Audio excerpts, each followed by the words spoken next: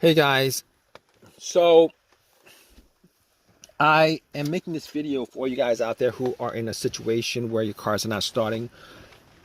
My I had an issue with my truck the other day, and it wasn't starting at all. And I did find out what the answer was, and I did get it to start. Everything was, everything's working fine now. But let me tell you guys what happened with with that. So basically, I was parked at a Home Depot and went to get some stuff. Came back out, tried to start the car, tried to start it, and nothing happened. Nothing happened. Like got in, and everything else worked. The dash, everything else worked.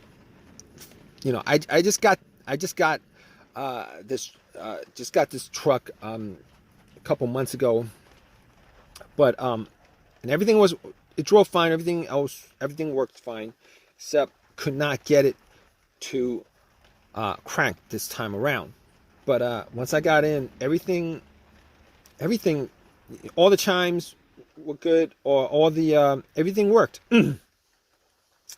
except it wouldn't crank. Like radio, uh, blower motor, everything was working except it wouldn't crank. So I was like thinking to myself, okay, I wasn't in the Home Depot for that long. I was in the Home Depot for maybe like 45 minutes or something like that. Maybe I left the lights on. So first thing I did was I turned on the lights.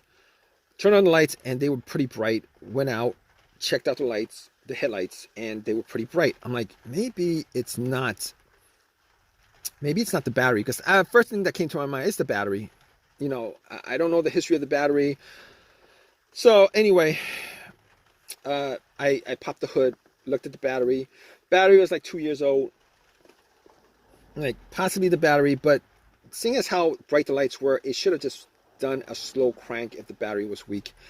Scratching my head over it, I'm like, okay, terminals were dirty. Let's clean up the terminals.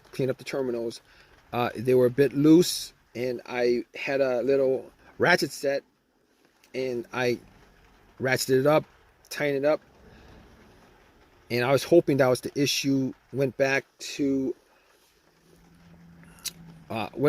tried to start it, and had the same issue. So I was like, okay. Crossing my fingers that it was the battery that was the issue, and I went back to the Home Depot, bought a battery for it, popped it in, and was hoping that would fix the situation, and nothing at all. So I was like, okay, I can cross off the battery, probably can cross off, pretty sure I can cross off the alternator. Battery, not the alternator, because if it was the alternator, definitely I would have been able to, the car would have turned on. The truck would have turned on. I would have been able to get like at least 20 miles off of driving just off the battery alone, without the alternator charging it. If you guys haven't done that, if you guys in a situation where the alternator's dead, you guys can actually just pop in a fully charged battery and then drive for a good 20-30 miles with all the accessories off. Good tip for you guys. But wasn't the alternator, so I was like, what's next? I'm gonna check the ground wires. And the ground wire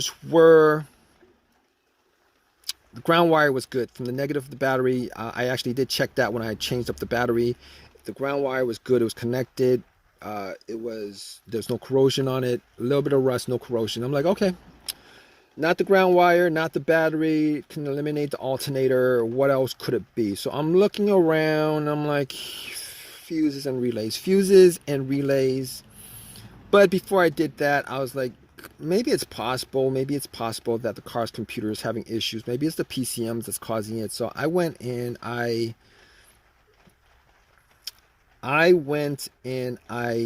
got I had an OBD2 that I used when I bought the car that I got from Walmart for $19. And basically what I did was I know that the OBD2 is not going to pick up a no start issue for the most part. It's, especially a $19 OBD2. But I plugged it in just to make sure that the battery's connected to the car. And guess what? The computer was connected to the car. And guess what? The computer was connected to the car. It did a readout. There was no codes, nothing that would cause the situation that it could pick up. That it could pick up. Everything was good. Okay, so I can rule out the car's computer not connecting to the car. Fine, can rule that out. And at that point I was thinking, okay, I got a couple of easy fixes left with this. A couple easy fixes I have left with this. One of those easy fixes would be a fuse or relay. And I was crossing my fingers that it may be a relay. But thinking about it, I thought about it. I was like, okay, every time I try to start, and I did try to start at least 20 times, it would make a click. And it would keep on making like one click on each try. And one click on each try, pretty sure that that's coming from the relay. All right, because if I had heard no click at all, I would know that maybe the relay was having issues, because the relay, that click is just a relay initiating from the battery to the battery initiating contact to the starter, battery to relay to the starter. Anyway, at that point I was able to rule out the relay. Thinking more about it, I was like, maybe it's one of the fuses. Maybe it's the fuse to the starter.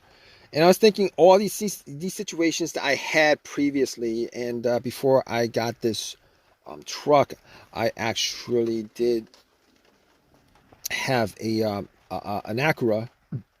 And one of those situations that occurred when I had that Acura was a no start, no crank situation. And it was no crank, no start situation in with that car, because I had no power to the car, and figured out that it was the main fuse that was blown. Pretty much connected two screwdrivers, two metal ends of the screwdrivers to where the fuse terminals were, and the car powered on and started up.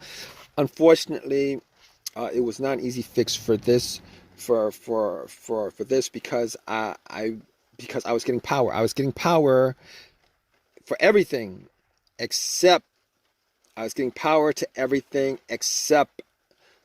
it won't crank. The engine won't crank. So I was like, okay, let's cross that off the list.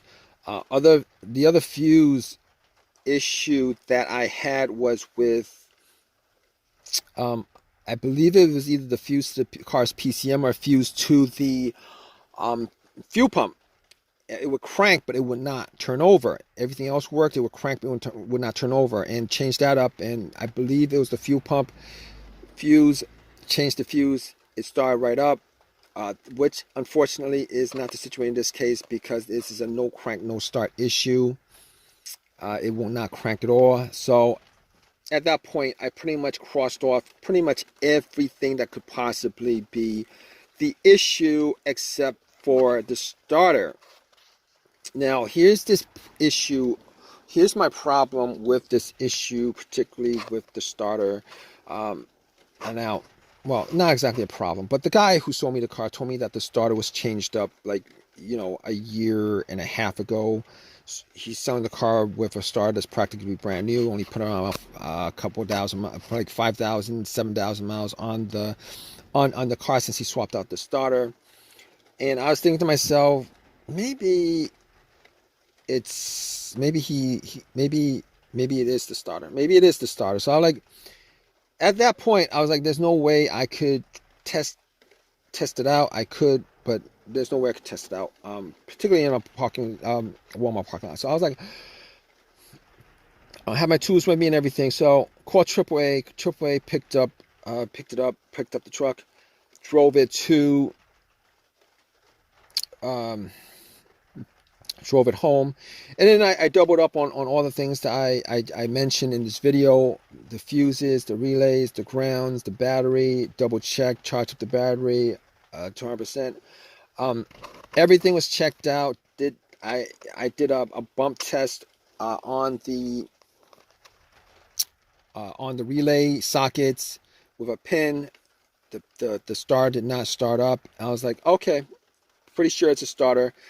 And at that point, I was like, at least 99% sure it's a starter. Took everything, went to the starter, took a cable from the positive line, hooked it directly to the terminal on the solenoid, did not bump at all.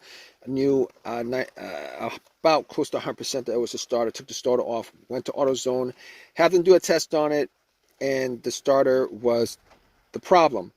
Anyway, at that point, I was like, okay, let's got a rebuilt one for about 150 after the core was given to them, 150, 160, whatever it was.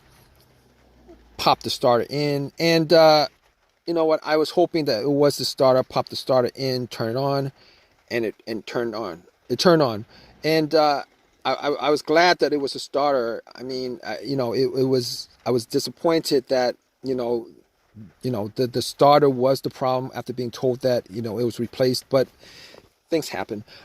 But of all the things that could happen, wasn't the biggest deal in the world. Got the starter put in, and got the truck to work. I'm all good with it.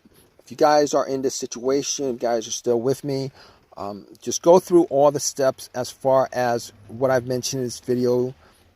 You could probably figure out like 99%, probably like 90% of the situation that's causing your car or truck or whatever you're driving not to start. It's probably because, it was probably caused by one of those things that I mentioned. All right, it's probably caused by one of the things that I mentioned. But if I've helped you guys out, please give me a thumbs up. Please subscribe. If you guys have a comment, particularly with your situation, please leave a comment in the comment section. Hope this has helped you guys out. Hope you guys, hope the cause of your problem is probably one of those easy fixes that I mentioned: a fuse, a relay, maybe the battery, negative ground wire. Even the alternator is probably easier to replace. But anyway, regardless of that, take care, guys.